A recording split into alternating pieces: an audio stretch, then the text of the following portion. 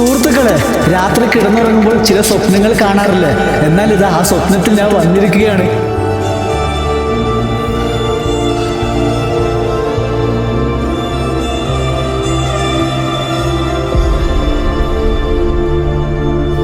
സുഹൃത്തുക്കളെ, മണ്ണിലാണ് സ്വർഗം.